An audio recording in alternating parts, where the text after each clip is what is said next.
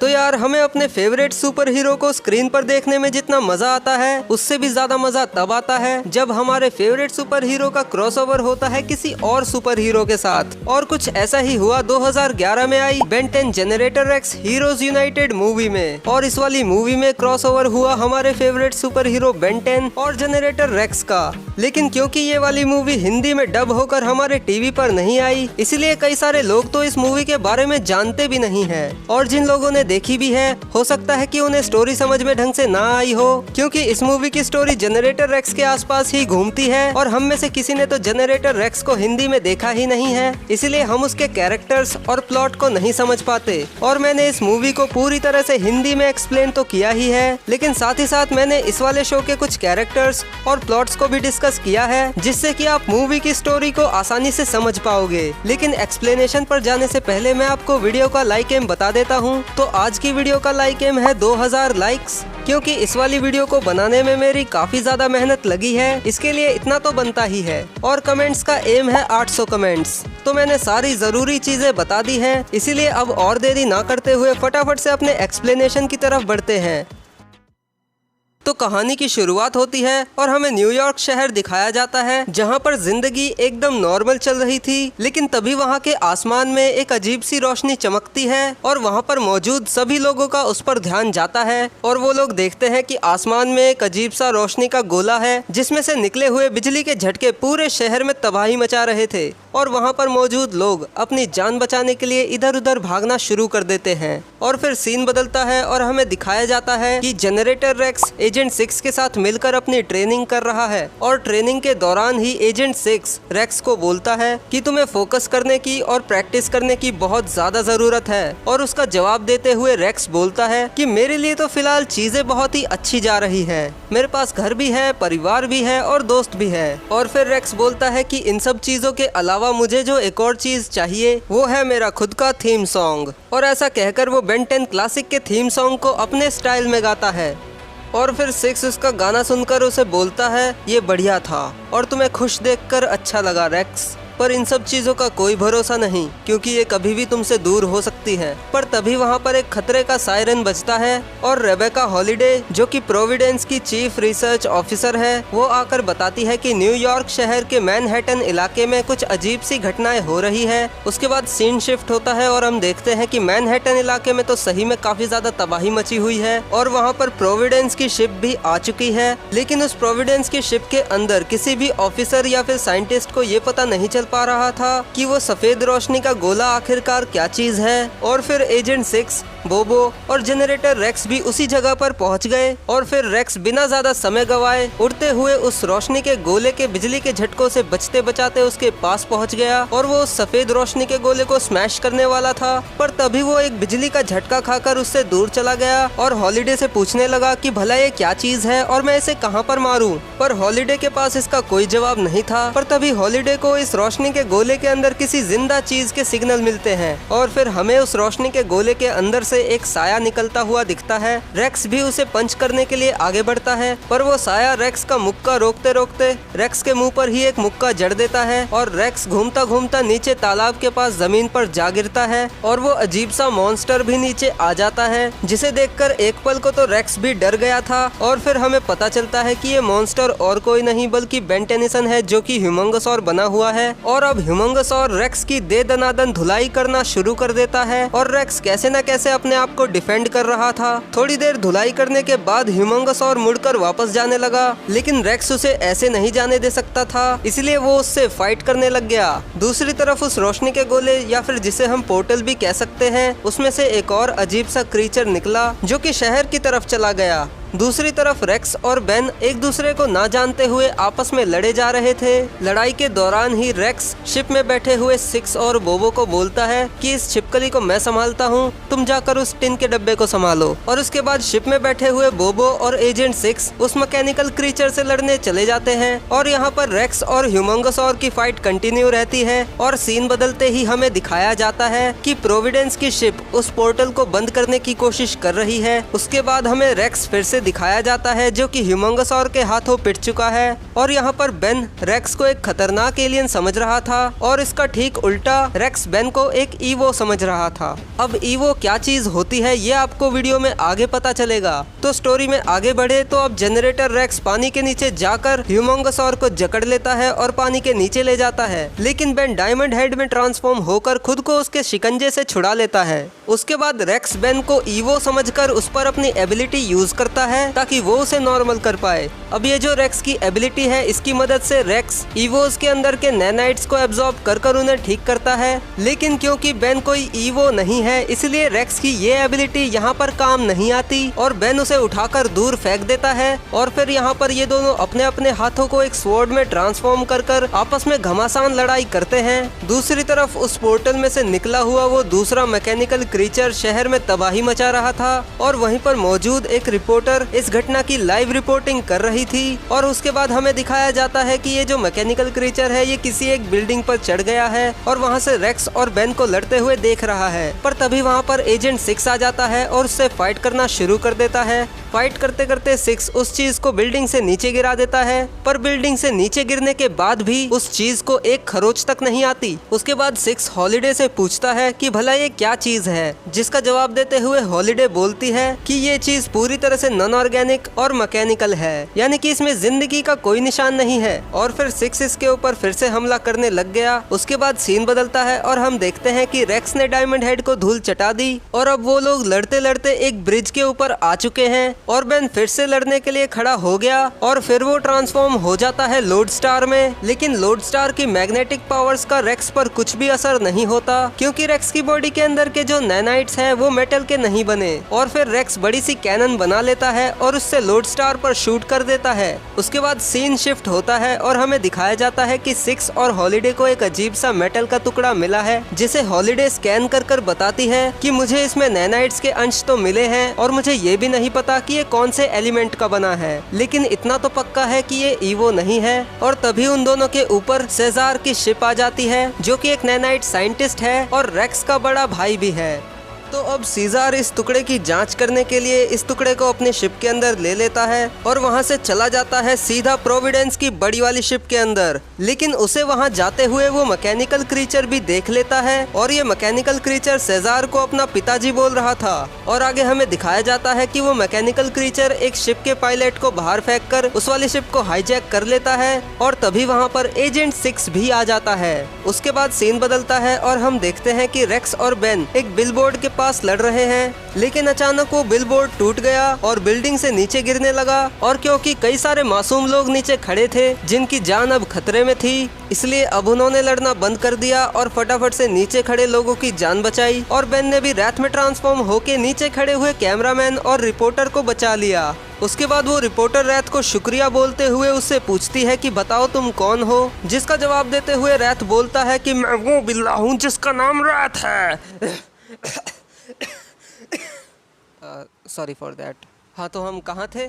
हाँ, तो रैथ उन्हें जवाब दे ही रहा था कि तभी रेक्स उसके ऊपर कूदकर उसे बेहोश कर देता है और फिर रेक्स उसे ईवो समझकर उसे ठीक करने की कोशिश करता है, लेकिन इसका कोई भी फायदा नहीं होता। और फिर बेन उठकर बैठ जाता है और नॉर्मल होकर रेक्स को बताता है कि वो कोई ईवो नहीं है, वो है बेन टेनिसन, दुनिया का सबसे बड़ा हीरो। लेकिन इस बात पर भी किसी का कोई खास रिएक्शन नहीं था क्योंकि बेन को वहाँ पर कोई जानता ही नहीं था। लेकिन तभी वहाँ पर एजेंट 6 उस मैकेनिकल क्रीचर से लड़ता लड़ता आ जाता है और उसकी आंखों में अपनी दोनों तलवारें घुसा देता है, जिसकी वजह से वहाँ पर एक ब्लास्ट होता है और इस ब्लास्ट में एजेंट 6 बहुत ही बुरी तरह से घायल हो जाता है, जिसके लिए रेक्स बेन को ब्लेम करता है कि ये सब उसकी वजह से हुआ है।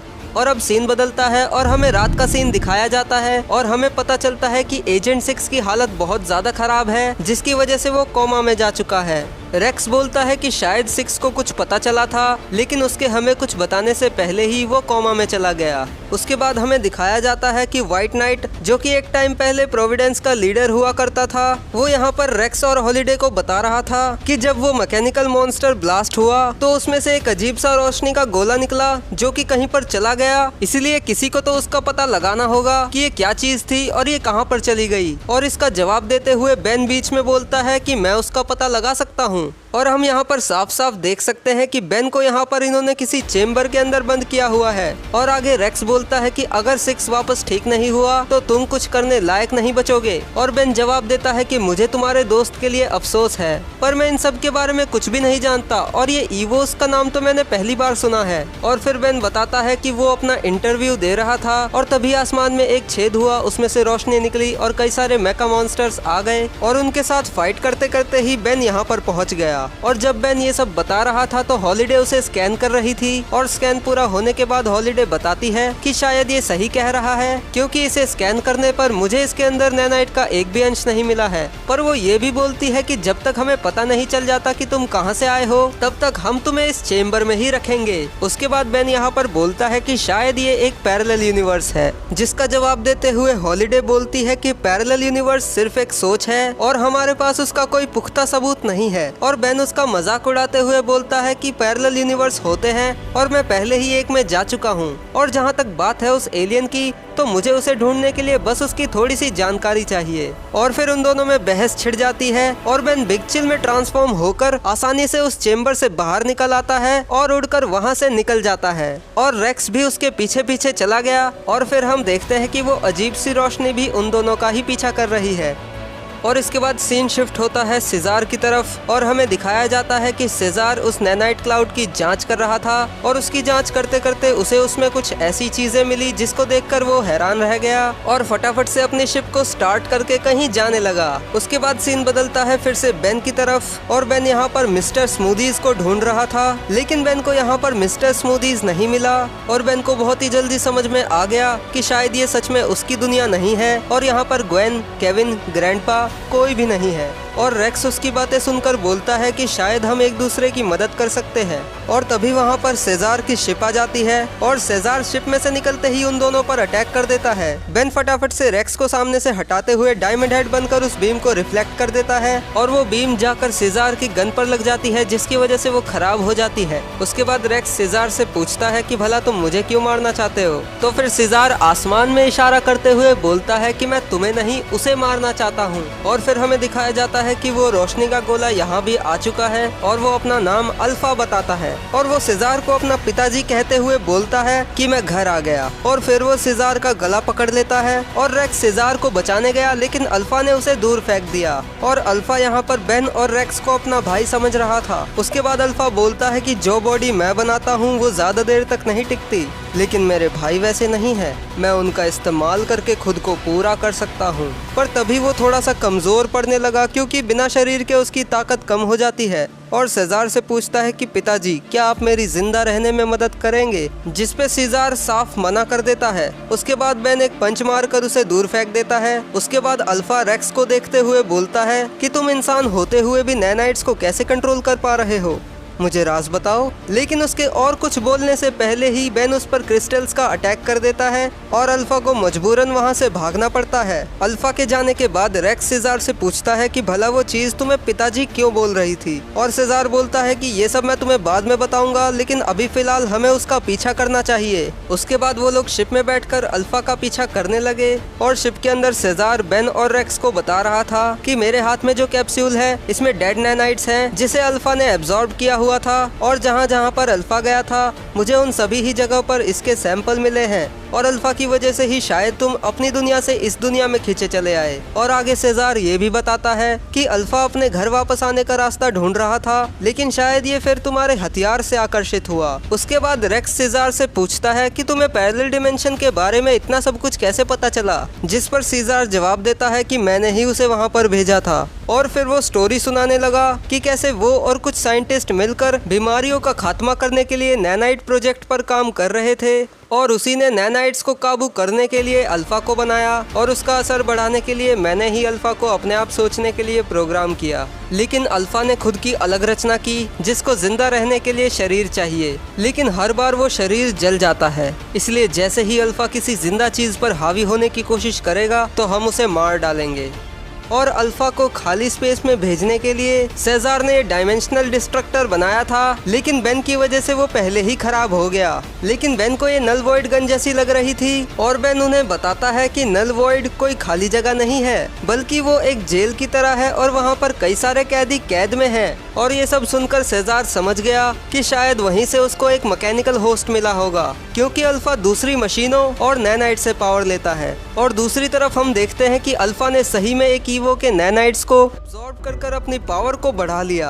उसके बाद अल्फा ने उन्हीं की शिप पर अटैक कर दिया और अल्फा के वहाँ पर आते ही सेजार तो वहाँ से भाग निकला, लेकिन बेन और रेक्स को उसने वहीं पर छोड़ दिया और तभी वो शिप ब्लास्ट हो गई। लेकिन वो तो अच्छा हुआ कि शिप के ब्लास्ट होते ही बेन ने फटाफट से कैनन बोल्ट के अंदर ट्रांसफॉर्म होकर खुद को और रेक्स को बचा लिया। और रेक्स बोलता है कि आज सुबह से मेरा दिन कितना अच्छा जा रहा था, लेकिन अब मेरा साथी भी कोमा में है और अब मेरा भाई भी मुझे मारने की कोशिश कर रहा है। लेकिन बेन उसे समझाता है कि शायद उसने अल्फा से हमें बचाने के लिए ऐसा किया था। उसके बाद रेक्स हॉलिडे को कॉल लगाकर 6 की हालत के बारे में पूछता है और हॉलिडे बोलती है कि 6 की हालत में अभी तक कोई भी सुधार नहीं है। लेकिन हॉलिडे ये भी बताती है कि हमें मिस्टर टेनिसन को उसके घर वापस भेजने का रास्ता मिल चुका है। लेकिन बेन वापस जाने से मना कर देता है और बोलता है कि मैं यहीं पर रुककर तुम्हारी इस दुनिया को बचाने में मदद करूंगा। लेकिन फिर हॉलिडे बोलती है कि रेक्स तुम्हें जल्दी से यहाँ पर आना होगा, क्योंकि अल्फा यहाँ पर आ चुका है।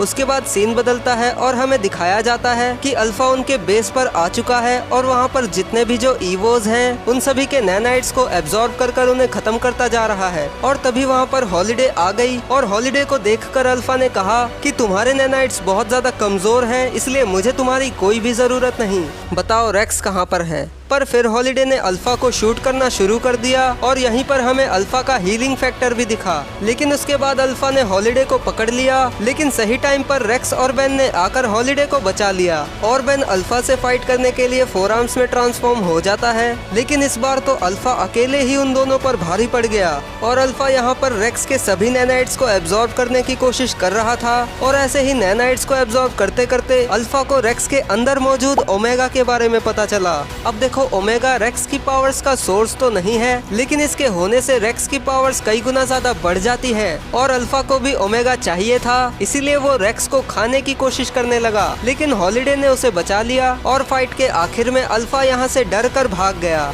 उसके बाद सीन बदलता है और हमें दिखाया जाता है कि हमारे हीरोज बास्केटबॉल खेलते खेलते एक दूसरे से पूछते हैं कि तुम्हें तुम्हारी पावर्स कैसे मिली। और सबसे पहले बेन अपने बारे में बताता है कि कैसे उसे ये ओमनिट्रिक्स मिला और इसकी मदद से उसने दुनिया को बचाया। और फिर जनरेटर रेक्स अपने बारे में बताता है कि कैसे 6 साल पहले नैनाइट्स की घटना ने सब कुछ बदल के रख दिया और इसी के चलते उसे अपनी नैनाइट्स वाली पावर मिली, जिसकी मदद से वो अपनी मर्जी से कुछ भी बना सकता है। और जो लोग उस नैनाइट वाली घटना से ईवो में बदल गए थे, रेक्स उन लोगों को भी अपनी पावर्स की मदद से ठीक कर सकता है। और एक दूसरे की बैक स्टोरी जानने के बाद अब ये दोनों आपस में अच्छी तरीके से काम करने लगे हैं। लेकिन तभी उन्हें कॉल आता है और उन्हें बेस के अंदर बुलाया जाता है, जहां पर व्हाइट नाइट उन दोनों को बताता है कि अल्फा बगजार की सिक्योरिटी तोड़कर वहां पर घुस गया है। अब मैं आपको बता देता हूं कि बगजार एक ऐसी जगह है जहां पर बड़े बड़े कीड़े जैसे ईवोज को बंद कर रखा गया है। लेकिन क्योंकि अल्फा ने अब उस एरिया की सिक्योरिटी को तोड़ दिया है, इसलिए उन ईवोज के बाहर आने का खतरा बहुत ज्यादा है। लेकिन जब हमारे हीरोज वहां पर पहुंचे तो उन्हें पता चला कि बगजार के सभी ईवोज के नैनाइट्स को तो अल्फा ने एब्जॉर्ब कर लिया है और ऐसा करके अल्फा पहले से भी ज्यादा ताकतवर, बड़ा और भयानक हो गया है। और इसके बाद तो हमें यहाँ पर एक फाइट सीन दिखाया जाता है जहाँ पर बेन और रेक्स मिलकर अल्फा को रोकने की कोशिश कर रहे थे, लेकिन अल्फा ने रेक्स को पकड़ लिया और बेन के अल्टीमेट्रिक्स को डिस्चार्ज कर उसे नॉर्मल कर दिया।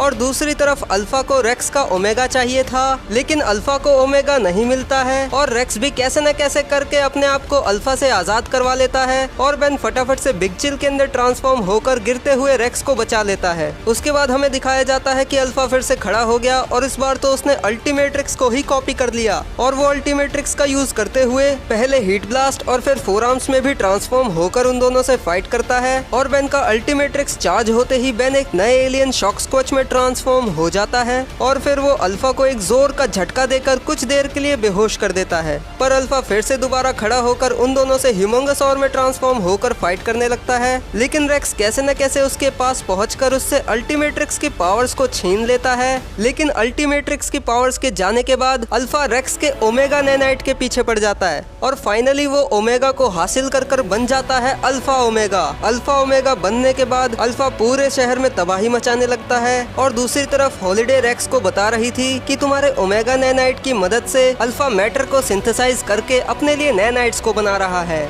और ओमेगा के जाने के बाद रेक्स तो हिम्मत हार ही गया था, पर तभी बेन को एक आइडिया आता है और वो अपग्रेड में ट्रांसफॉर्म होकर रेक्स के साथ मर्ज हो जाता है और रेक्स जो भी बनाता था बेन उसे अपग्रेड कर देता था। और इसके बाद तो वो दोनों चले जाते हैं सीधा अल्फा ओमेगा से फाइट करने और अपग्रेड के साथ तो रेक्स इतना ज्यादा पावरफुल हो गया था कि अब वो अल्फा ओमेगा के हाथ पैरों को भी आसानी से काट पा रहा था। लेकिन अल्फा अपने हीलिंग फैक्टर और ओमेगा नैनाइट की मदद से खुद को रिजेनरेट कर लेता है और उन दोनों पर अटैक करके उन दोनों को वापस अलग अलग कर देता है। अल्फा से इतनी बार हारने के बाद रेक्स एक आखिरी प्लान बनाता है जिसमें वो एक कैनन जैसी चीज बनाता है और बेन को उसके अंदर लोड करता है और अल्फा के अंदर छुपे हुए ओमेगा को निशाना बनाते हुए कैनन बोल्ट को उस पर शूट कर देता है और ये प्लान काम कर जाता है और अल्फा पूरी तरह से ब्लास्ट हो जाता है। लेकिन अल्फा अभी भी खत्म नहीं हुआ था और वो बगजार के सभी नैनाइट्स के साथ मिलकर एक बादल जैसा कुछ बना लेता है। लेकिन रेक्स अपनी नैनाइट्स को कंट्रोल करने वाली एबिलिटी को यूज करके उस पूरे ही नैनाइट के बादल को कंप्रेस करता करता एक बॉल की शेप में ले आता है और सेजार भी वहाँ पर सही समय पर आकर उस चीज में से ओमेगा को बचाकर निकाल लेता है। रेक्स फाइनली उस पूरे ही नैनाइट के बादल को अल्फा समेत एक छोटी सी बॉल की शेप में कंप्रेस कर देता है, जिसका वजन कई टन होने की वजह से उसकी डेंसिटी काफी ज्यादा हो जाती है, इसलिए अल्फा का यहाँ से निकल पाना बहुत ज्यादा मुश्किल है। और फिर सेजार बेन के वापस घर जाने के लिए एक पोर्टल खोलता है और बेन जाते जाते अपचक में ट्रांसफॉर्म होकर उस नैनाइट वाली बॉल को खाकर अल्फा को भी ठिकाने लगा देता है और अपने घर वापस चला जाता है। उसके बाद सीन बदलता है और हमें दिखाया जाता है कि 6 भी पहले जैसा ठीक हो गया है। उसके बाद सेजार वहाँ पर आकर रेक्स को उसका ओमेगा नैनाइट वापस कर देता है। लेकिन इस मूवी के एंड होते होते हमें एक हिंट मिला कि शायद अल्फा फ्यूचर में रिटर्न कर सकता है। तो यही थी बेन 10 और जनरेटर रेक्स की पहली क्रॉसओवर मूवी। और यार इस वाली वीडियो को बनाने में सच में काफी ज्यादा टाइम और मेहनत लग गई है, इसीलिए प्लीज एक लाइक तो कर देना और कमेंट्स में जरूर बताना कि ये वीडियो कैसा लगा। और भाई लोग, मैं इस वाली वीडियो को बनाने के चक्कर में कई दिनों से एक्टिव नहीं था, तो प्लीज मैं आपसे रिक्वेस्ट करता हूँ कि अगर आपने मेरी पिछली कोई भी वीडियो नहीं देखी है तो उसे देख लेना, जिससे चैनल को भी थोड़ी मदद मिलेगी। और वैसे तो बेन 10 और जनरेटर रेक्स की एक और क्रॉसओवर मूवी आई थी जिसका नाम था बेन 10। वैसे इस वाली मूवी को भी मैंने पहले से हिंदी में एक्सप्लेन कर रखा है, जिसको लेफ्ट वाली वीडियो पर क्लिक करके तुम देख सकते हो। और बाकी तो चैनल पे कई सारी वीडियोस हैं, तो उन्हें भी चेकआउट कर सकते हो। और हाँ, सब्सक्राइब भी कर देना।